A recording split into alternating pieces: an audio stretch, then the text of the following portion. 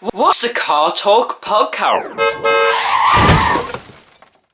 Hello and welcome back to the Car Talk podcast, a show where we talk about the latest car news and transportation opinion. We have a returning guest, which is going to be Jamie. This is the third time you've been on, isn't it, Jamie? I think. Yes, indeed. Third time lucky. Thank you very much for having me again. Yes, no problem at all. You're our favourite guest, I think. It's yes, thank you. Well, we were hoping that you would have transitioned into a woman by now, just so you'd fit the criteria. But because you're our favourite guest, you can indeed. Well, come on let's again. be honest. If I say I identify as one, then you can kind of say you've got one on. Do you know what I mean? Like... Yeah, because then we'd be into a problem with HR, then, which we don't want. No, exactly. When the joke's so good, HR wants to hear it. Of course, joining me this month is Matty. How you doing, Matty? This is very sort of mixed up, but it's fine.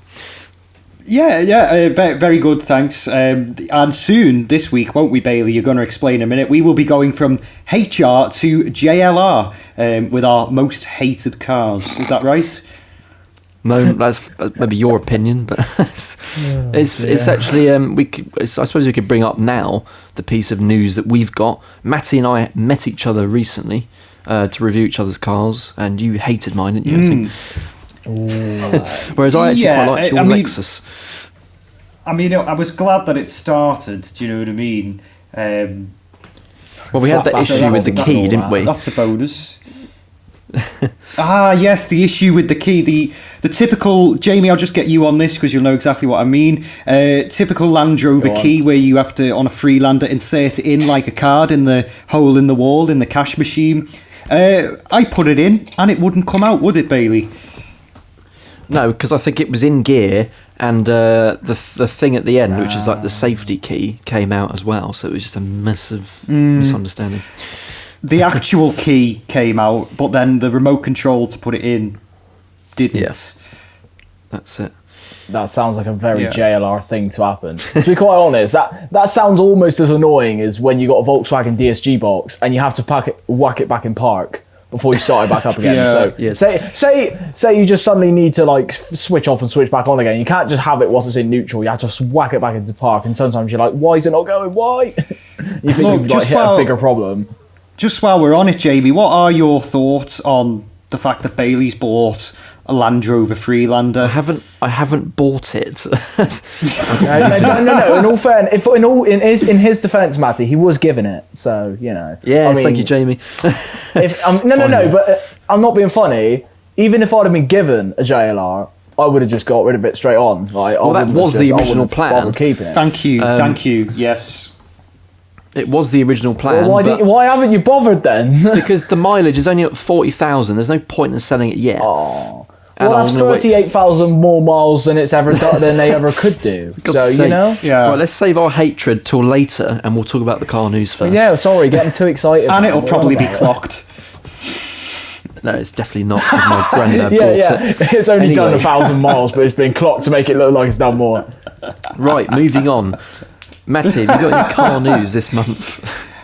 Yes, I certainly have. And speaking of meeting you a couple of weeks ago, me and Bailey have only met a handful of times in real life, and fortunately, I always forget, Bailey. Yeah. I always forget how short you are, and like you are particularly short, aren't you?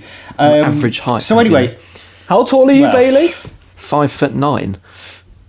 Oh, you're about the same height, if not an inch taller than me. So there you go. Thanks for that. Here we go then. So I've got as Noel Edmonds would say, I have got a Christmas present for both of you. It's normally just one of you, but I've got one for both of you. I was scrolling through Facebook the other day, and for some reason I follow Renault. And anyway, Renault put this on, which I'm just about to send you now into our special chat for favourite guests. This is €295. Perfect Christmas gift, I think. And let me give you some details on this. It says here, for Christmas, I want to drive a #Renault 5. So there you go. It's got everything in it. It's an E-Tech prototype pedal car, just in time to order for from the online store. It's fitted with part leather seats. The rest of it's like a sort of just material thing. It's got a seat belt on it. It's got the lights, the working lights. It's got the square steering wheel, and it's £295. 295 euros. Sorry, that's fantastic. I want one of those. Yeah, it is cool, isn't it? And it's good because we can't actually get that Renault 5 concept in real life, so we can just buy one of those. When you open that for Christmas and you take all the wrapping paper away and everything, you go to have your first go in it. Does it come with an engine management light on already with some fucked core panels? Because I'd put my money on it. It does. Either way, it's Renault 5. It's brilliant. I'd love to open Renault that on 5. Christmas. Right, Matty, I'm adding that to the wish list. I like what they're doing with the Twingo as well. You know, they're looking to redo the Twingo into a bit of a newer looking of the Mark 1 in an electric form. Hopefully not an SUV. Right, yeah. Boring and everything, but And it's only going to cost, if it comes out, from around £17,000. That is the plan with the new Twingo. I have actually got that on my list of news. In all fairness, though, it is a Renault. They can't really expect to charge anymore because that would just be taking the royal piss if so. I've got two bits of headlines, but are kind of related to each other. So I'll read both of them out first, and we can have a discussion. So the first one is Ford cuts the EV investment after losing $36,000 on every EV sold in Q3, which is very interesting. And then the other one is manufacturers must shelve their EV dream and make cars car drivers want to buy again. So basically what they're saying on both of those is nobody wants an electric car, which is what we knew already. At the minute, they're very, no one very wants an electric expensive. car, but electric technology's failed anyway. Like, everyone's already sussed it out. It's not sustainable. Everyone Exactly. wants a combustion engine again. Do you know what I mean? And the fact that Like, losing I wonder what that means for the 36K. Capri now. Do you remember last podcast I came on? You spoke about the Capri coming out. I know it was going to be like SUV and everything, but I think we said about it being electric, didn't we? So what's going to happen to that? Don't know, because everything we seem Is that to in bring up jeopardy on the now? Car Talk podcast goes into thin air and never seen again. Yeah, I know. It's completely useless if you actually want to buy any of these cars that we talk about, because they just don't happen. No, do they? exactly. But what my question is on this is, how does that fit in with this supposed law that's getting brought in what's being delayed now to 2040? But how is that happening? Like, if Ford is this right? So Ford are just not going to make electric cars now? I don't Is that know. right? I mean, if they're losing that much money on each car, then surely that's not good, is it? They've got to go back to making I think something that people want to actually buy. that's just Ford's way of saying that they can't really make cars anymore. I mean, they had quite a questionable reputation in the first place, but I think that's just kind of Yeah. put the final nail in the coffin there, if you like to say. Well, the thing is, what do Ford actually make now? Because they've got the Fiesta's gone. All they make is stupid Cougars and stuff like that. And Don't worry, Bailey. They make that fucking stupid Ford Ranger Wildtrak that everyone suddenly starts driving around with a cunt in. Absolute pricks. And I obviously hate in them. America, they all make just pickup trucks, which is this is what it's aiming at. It's all the electric pickup trucks and stuff. But To be quite honest with you, right, I think Ford are pretty fucked because they've stopped the Focus and the Fiesta, right? And my mum can't afford, I'm not afraid to say, a Ford Puma. So, like, what is she going to buy? The answer is not a Ford when she comes to upgrade, because It'll be a new she Renault can't Twingo. Yeah, she's going to buy... No, she's going to buy the electric Renault 5 because she's also pretty short as well. So, you know, good mark for Renault there. They're taking all of Ford's customers. exactly. Taking all the Scouse ladies into consideration. Hello, Matty's mum. Indeed. Have you guys seen the new Mini Countryman JCW?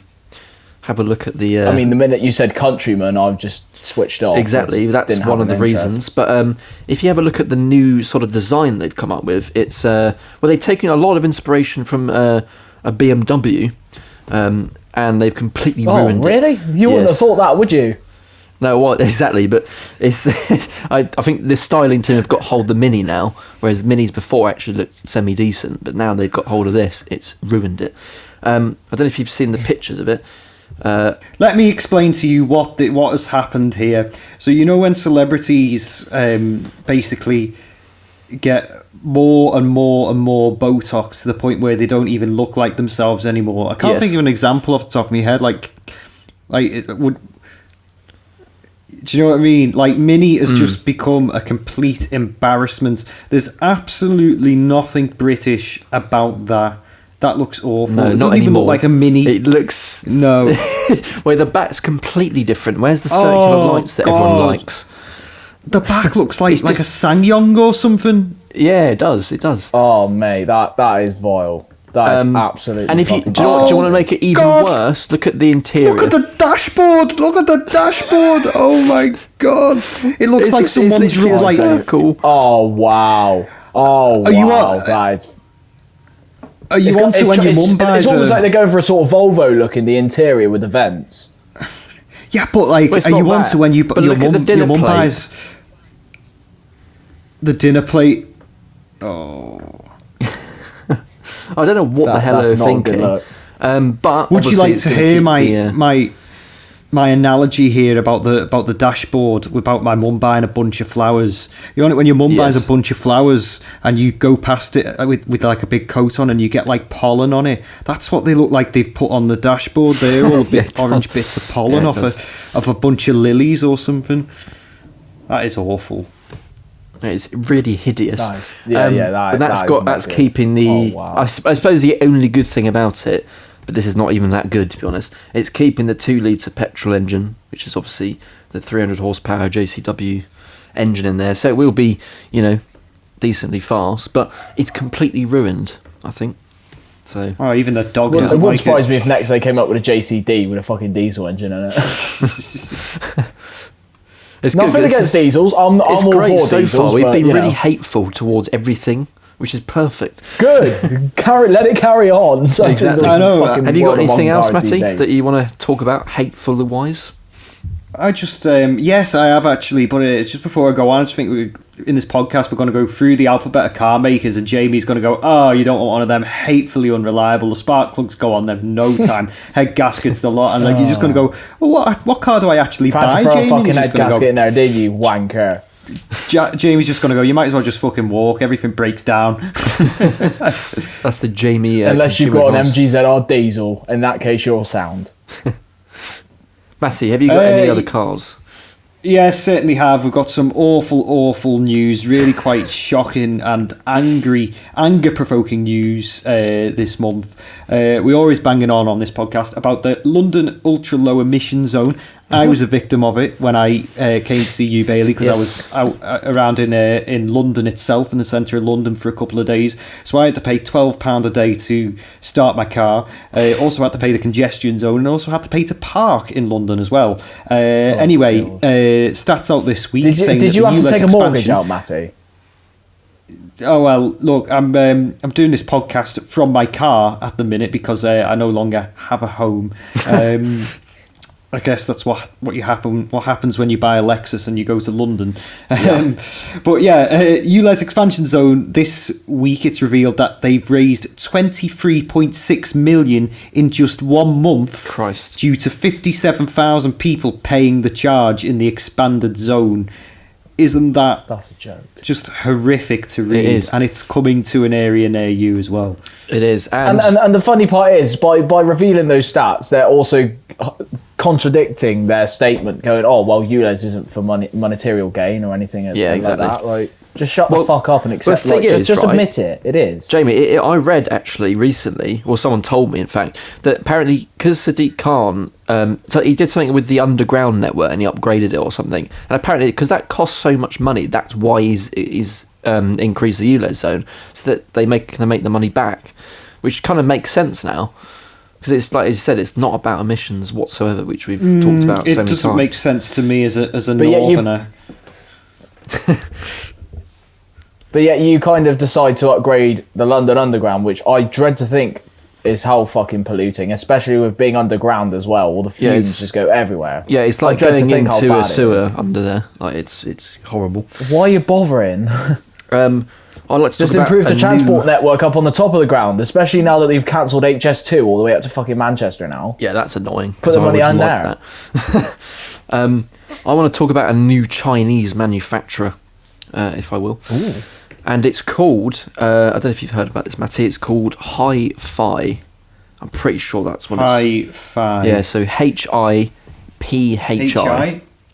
PHI. And the new car that they've released is the Hi-Fi A. I assume the next one they're going to make is Hi-Fi B. But the one they do a Hi-Fi X as well. Do they? Well, this one is rather interesting. I'll send you the link to it, Jamie, so you can have a look at it as well. Yeah, please do. This is a new hypercar, which doesn't actually look like a hypercar.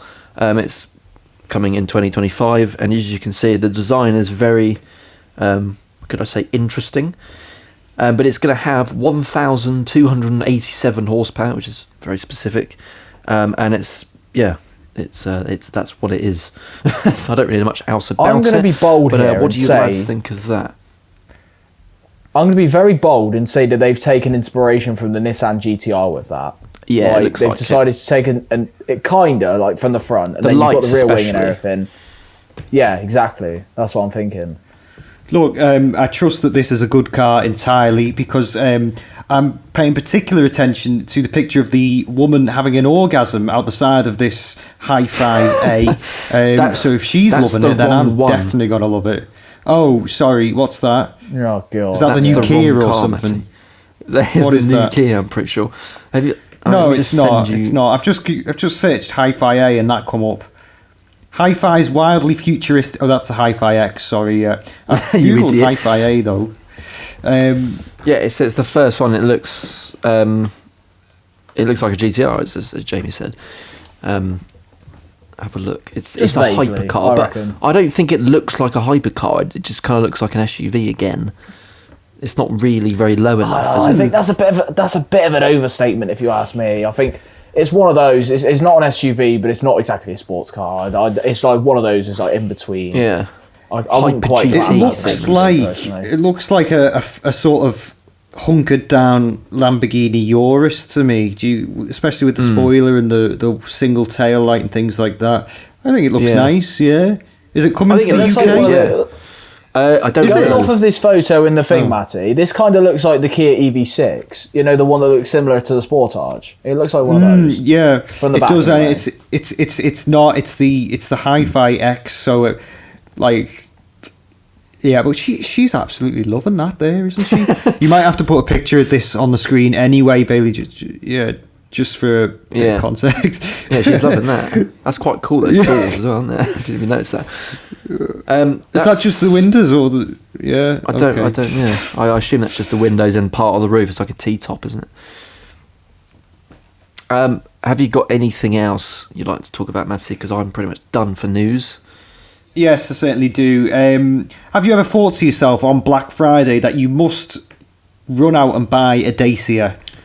Funny enough, no. I don't think anyone's ever thought that.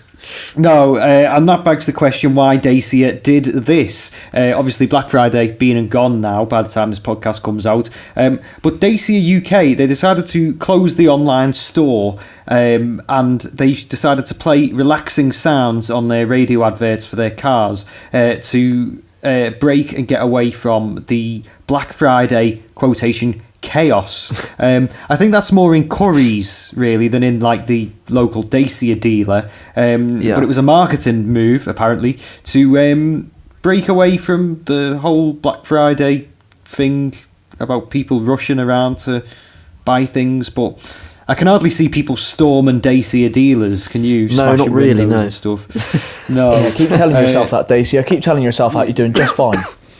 Yeah. Right, if that's it, Matty, then we should move on to our theme. Yes. Which is going to be, as I discussed earlier on, and we sort of pre-warmed up for it. It's cars that we absolutely hate collectively. And I've written down Calm down, Jamie. Yes. I've written down a few, but does anyone want to start off? I think Matty needs to do the honours and start here. Do I? Go on, Matty. Okay. Starting off, first car, top of the list, Vauxhall Corsa. Yeah, that's... Do I need to... I can agree with that. Do I need to say any more? No. The Vauxhall Corsa. Okay, do you want me to? No. Well, as we know, the Vauxhall Carry on. Corsa is... This is meant to be a hateful subject. It We is, need yes. to. We need to delve Right. into this. Caress the hatred into these cars. Carry on, Matty. Okay. Go on. Okay. So we'll get the engine bit out the way for Jamie. I think you'll agree the 1.2 EcoFlex engine is a horrible engine. Blows head gaskets, and then the rest of it really comes down to, first of all, not a very good looking car.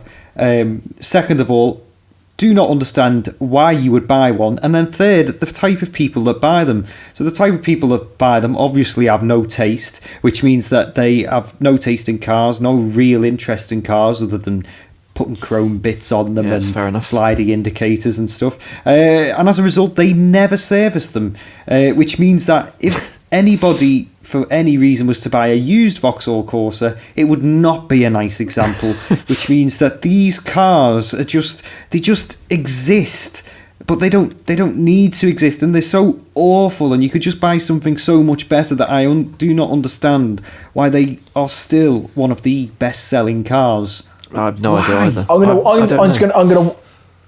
I'm gonna weigh in quickly and say that the chains are more rattled on those things than when Bailey figures out that we don't like JLR. No, I figured that out already. The amount of chain rattle on Vauxhall Corsas are an absolute joke. And let's be honest, they're either owned by a woman called Claire in her mid-40s who's just using it as a standard A to B car, doesn't give a fuck about it, falls into the same bracket with the other side of the audience involved in not servicing them. The other half of them are just borderline 18-year-olds that don't have a clean DBS for that much. Do you know what I mean? They in general just got such a terrible reputation. Can I throw in a car that I've written down that was, well, it's quite different, and just because when I was doing my research for it, I was like, yeah, I don't like that at all. Do you want to hear what my option is for that? Yep. The Aston Martin Signet. You know that little like... Oh, the Toyota... You mean the Toyota IQ? Yes, that.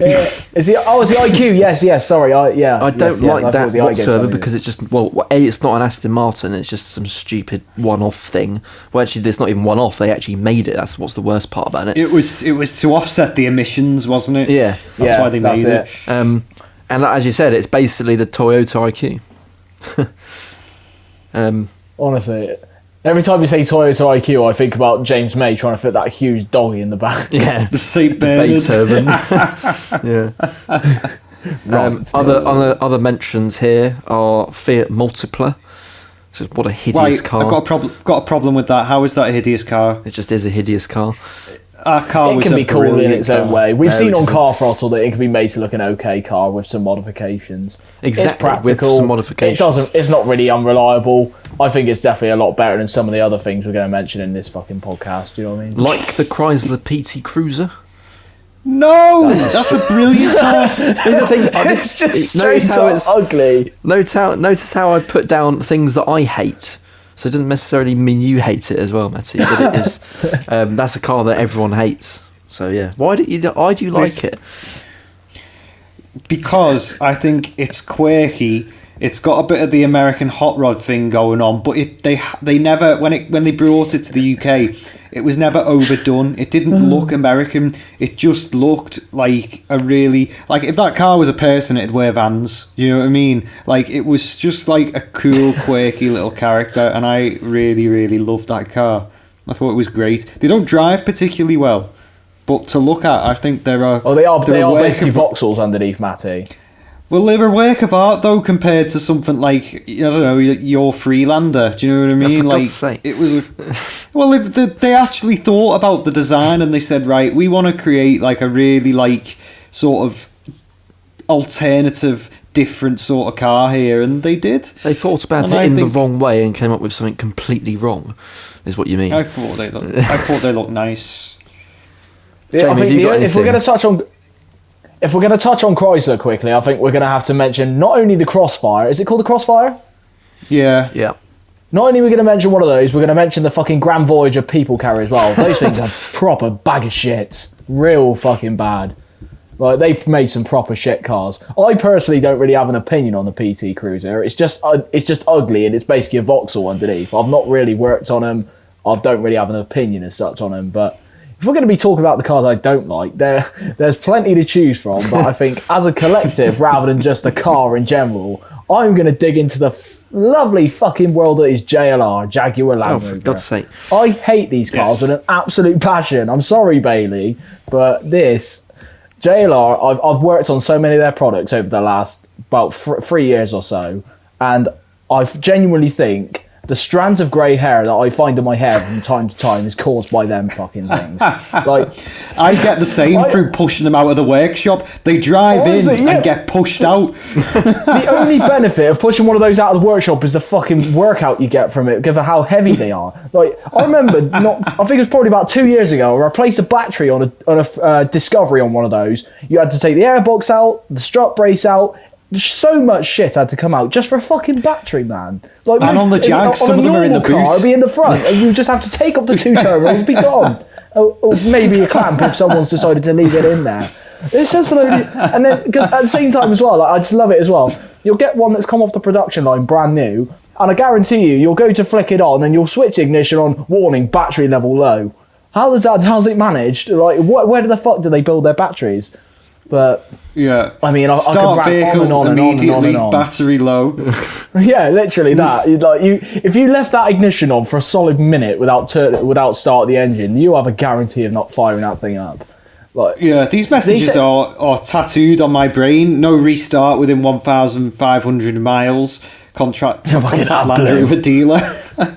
honestly, they say that a battery's meant to have a shelf life of 5-6 years. JLR have absolutely slashed that, not even in half, by 3/4 almost, if that's being generous. Fucking hell. Like, if they even last a year, I think you've done all right. But I remember, like, the amount of people. I remember, your good friend Lewis Mackland? His old man had a fucking Land Rover Evoque, and I literally told him to tell his old man to get rid of the fucking thing because it was just going to cause him nothing but shit. And that's exactly what happened a couple of months later. With what happened? Oh yeah, a battery. Yeah, that's it. Evoque is actually on my list. Actually, the Evoque is absolutely To be fair, vile. I don't I'll like let the one of Evoque you either. two just. I'll let one of you two carry on with one of your other suggestions whilst I start brewing up my other one because like I say, there's plenty to choose from in my head, and I could go on for fucking ever on here. I could. The Evoques, the F-Pacers, both suffer with time and change. DPFs, the lot. Turbos. Often as well, they need the DPFs, like, replacing. Like, you can't even do a regen on them. There's, like, literally no point in doing a regen on these cars. Yeah, the DPF needs replacing because they have, like, a fault on them, a common fault on, like, the filter in the metal in them or something that just needs completely replacing. I know it's not a car, but, like, the Land Rover service departments, yeah, they're pretty awful people. They just, like, have the attitude of, well, you know, we can't fix them. So we're like, well, who else can? And they're Take like, it to "Dunno." Ford. So, I tell you, no, seriously though, I'll tell you what, where I work now, we've not long had a service advisor work for us. They came from JLR, and she was telling me about how many engines they would end up replacing in a week. And this is on like 2-3-year-old JLR products. Like, and you think about the price they sell them at as well, because they're not cheap. You're looking at what, 100 grand for like a brand new JLR product nowadays, even Yeah. if it's like on For the lower Defender and end of the stuff. spectrum regarded spec. And then it's going to end up having a problem with a battery of some sort in the first year. If not, it's just going to have a drive problem or a gearbox issue or just something stupid along those lines, electrical. yeah, I don't know why people still buy them. Like, even when the brand new Range Rover come out, the brand new one that's just come out now, they've got a common fault on them where one of the tail lights just completely goes out and does not work. And you see, like, on Twitter, them dotted about the motorway where people are taking pictures. It's just like a Range Rover with just a single tail light working. Absolutely ridiculous for a car that's over 100 grand and brand new. Yeah, it's not on, is it, really? Honestly, I've put down I don't know if you guys would agree with this, the BMW X6. Yeah, the BMW. Do you know what, though? Controversial. I look back now at the Mark 1 and I think, actually, it's not too bad, but it was at the time. Do you know what I mean? Yeah. The new ones, though, are fucking massive. Like, I was behind one of them at the drive-through and it was like, oh my god. Yeah, they're silly, Like, aren't they? Overkill. I think overkill. the only thing bigger than one of those has got to be one of those. Do you know the older Mercedes MLs? Like they're plenty of rust massive, and shit aren't like that. They are fucking huge, and I'd always associate one of them with like the Sprinters just going absolutely mad, like Billio down the outside of the motorway. Yeah, Like, they're they're unnecessarily big, aren't they? They're just too big. Do you remember the GLs as well? They were even bigger. Yeah. 7-seat ones. Oh, I don't remember them. I just remember the MLs. They were absolutely massive, and they just rot out like no one's business. That kind of leads me on to the next one. I know I'm not in a put down. position to be talking about rusty cars here, but fucking hell, they were quite bad. Yeah, that kind of leads me on to the next bit I was going to put, and I put basically most two-wheel drive SUVs that I just don't like. Yeah. I fucking hate Nissan them. Duke. Yeah. Nissan Qashqai, I detest that fucking car. I The Mark absolutely 1. hate it. The Do you know, Mark just 1, any Nissan Qashqai, even the ones with the Renault engines in them, they're just fucking shit. I know, but I just- the Mark 1 in particular, right? Because you get in them now and you think, how the hell did this just completely take off and go viral? It is awful. Like It's there's so bad. There's absolutely nothing good about it at all. I do not understand why. And you don't even sit that high. I don't know why people actually, like, why they took off so much. Like, it was awful. Like, we get them in now as, like, used as Part X's that we trade onto the auction. And you get in them and it's just like the most awful, plasticky, cheap car ever. And they're only 10 years old. It's crazy. Yeah, but even then, they haven't even fucking, like, the ones after that, they just haven't evolved. Like, they've all got the same shitty interior, the same reliability problems. Like, was the first ever Qashqai an actual Nissan, or was that a Renault? Did it have the 1.5 engine in, 1.5 Renault engine in? I think it did, you know. Yeah, there you go then. That must have been the start of Nissan's demise before Renault bought more of them out. Like, that I would love to know what went through the design team's head with that car. Like, not only is it ugly, the Nissan Qashqai Plus 2 as well. Who decided to come up with a fucking Plus 2 for it? Like, that honestly, that was a complete afterthought, that car, yeah. Like, any time I was given one of those to work on, I would just turn around to the person who allocated. I was like, "You're just a dick." I mean, I prefer the Almera Tino, and that's saying something over the Qashqai. Mate, you know what I mean? proper Nissan, proper bit of reliability. It won't fucking blow up in about 20,000 miles. So I'd rather take reliability over looks any day, to be quite honest. Yes. Have you guys got anything else that you'd like to talk about? Hating wise? Yes. I don't know if this is going to divide opinion or not, but the Tesla Model 3. Yeah, any Tesla. Just any to be Tesla honest. in general. Yeah. There we go. There we go. They're cheap inside. They're carry just on. shite because they're electric. And obviously now, all the ones that are old or 10 years old, you have to get new batteries for them now, and they're like 15 grand, aren't they? Let me tell you something else about Teslas that you may not have known. We've had 2 Tesla Model 3s now come into our place, and the front wings at the bottom, where the mud gets caught in the wheel arch, they're beginning to rust already. And these are Tesla Model 3s on like a 69, 20 plate, 70 plate. They're already suffering with rust issues. The thing I don't get about them is, you know, they're cheap-ish. They're not cheap, but they're quite, like, they haven't held the value, like, loads, so you can pick them up on the used car market for an alright sort of price. But if you bought one new, there isn't, like, unless you like having your screensaver as a fire, or you like your car to do, like, a bit of a light show for you, I really don't understand what the appeal is of them. They're pretty nothing cars. Yeah. It's meant to be Tesla's cars. cheap car, isn't it? It's meant to be their attempt at their cheapest car in the range, but no, it's just like you say, anything Tesla really, it's just bag of shit. It's funny you should mention that, Matty, though, like how they're like really cheap now for second hand, which is also another thing that is like that's really shit about it. Is if you actually paid full price for it, and then about 2 years later, it's literally like a third of the price that you paid. Like, it just shows, isn't it? Well, the same thing happened with the Jaguar I-Paces. You can pick them up for quite cheap now as well. I think And most they were electric cars now you can get second hand for really cheap because nobody wants them.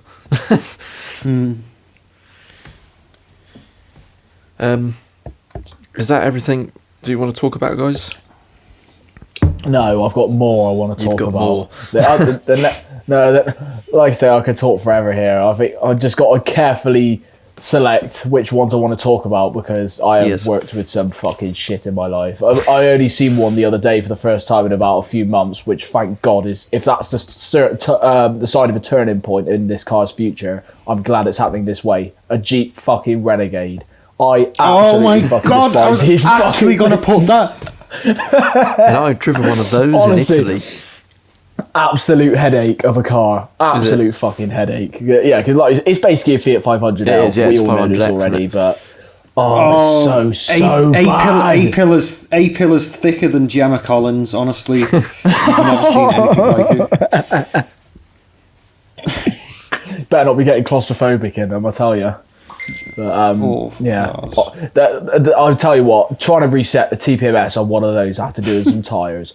You would need some fucking brain cells to do that. Like most mechanics in the trade don't have a brain cell between their fucking ears anyway when it comes to anything else. But my God, to try and reset the TPMS on one of those, you are to fucking laugh.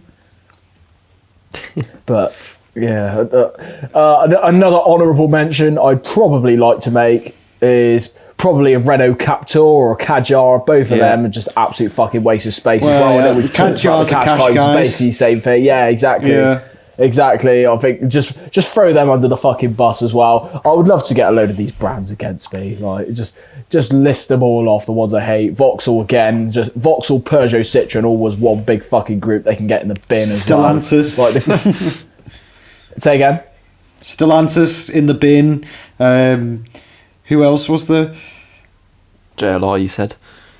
Fiat, Jeep, Alfa Romeo, Citroën, Peugeot, Renault. I don't know about Alfa. I'm not too sure about Alfa being in the bin. I kind of like Alfas. Yeah, I think you've got the Giulia and your Stelvios. I think they're okay. They're just about on the fence with me. They're a Fiat, Jamie. You know that, don't you? Yeah, I know, but it's like we've all grown up to like Alfas because it's kind Ferrari, of the more to like aren't they? Alfas, but.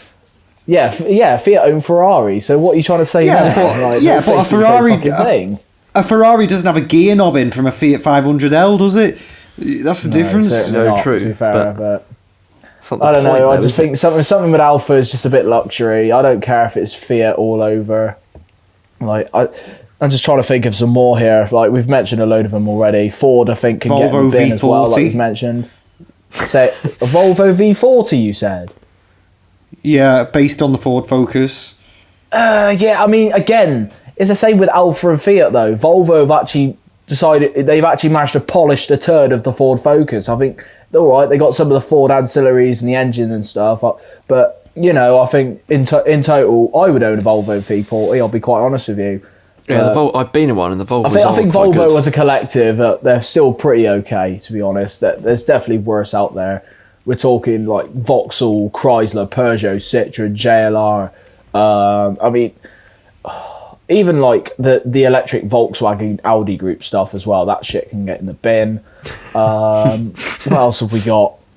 We got some Japanese manufacturers nowadays. Suzuki, they're not doing fuck all in the motor trade these days. They've just decided to piggyback on the back of Toyota and just stealing all of their fucking hybrid technology and then going, oh yeah, look at us, we can do hybrids now. Yeah, like I've never been a big fan of Suzuki's Jamie? anyway. I think I don't know, because I think they share quite a few of their bits with like the Kia Hyundai group. The MG3 is a great car.